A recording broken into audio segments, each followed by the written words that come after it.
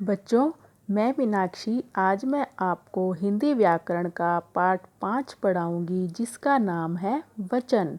सबसे पहले हम जानेंगे कि वचन का क्या अर्थ होता है। बच्चों, वचन का अर्थ होता है संख्या, अर्थात शब्द के जिस रूप से हमें संख्या का पता चले उसे वचन कहते हैं। बच्चों, चित्रों को ध्यान से देखिए और उनके नीचे दिए गए शब्दों को ध्यान से पढ़िए।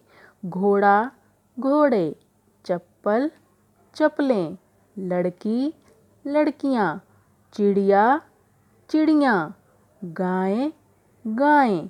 अर्थात इन शब्दों को देखकर पता चलता है कि घोड़ा, चप्पल, लड़की, चिड़िया और गाय ये संख्या में एक हैं। घोड़े, चप्पलें, लड़कियाँ, चिड़ियाँ, गायें ये संख्या में एक से अधिक हैं।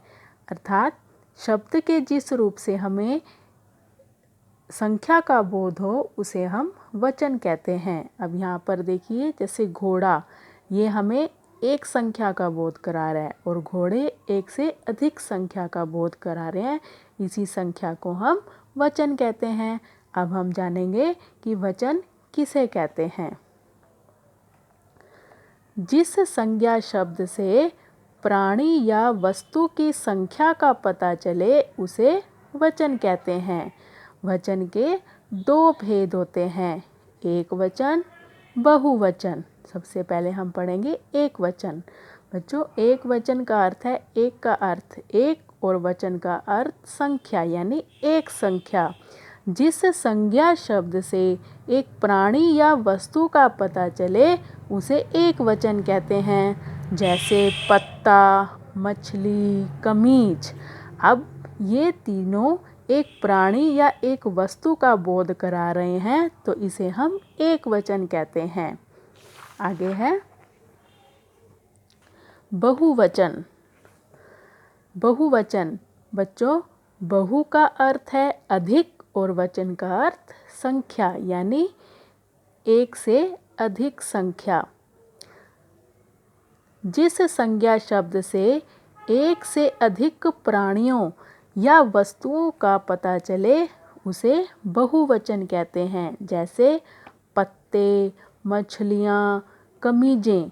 अब ये एक से अधिक प्राणियों और वस्तुओं का बोध करा रहे हैं तो इसे हम बहुवचन कहते हैं। बच्चों, अब हम अन्य उदाहरणों के द्वारा वचन के बारे में जानेंगे।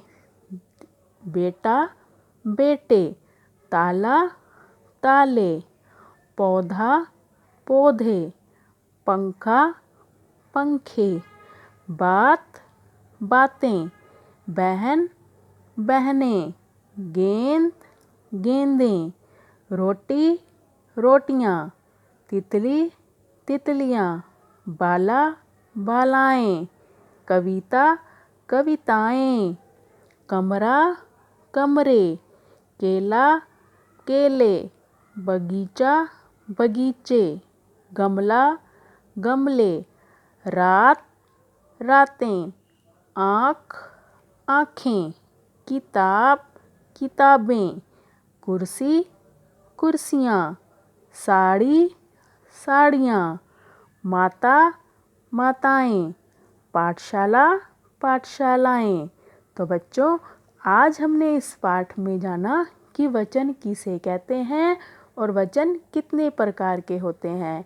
अब मैं आपको गृह कार्य दूंगी जिसे आपने अपनी नोटबुक में लिखना और याद करना है। धन्यवाद।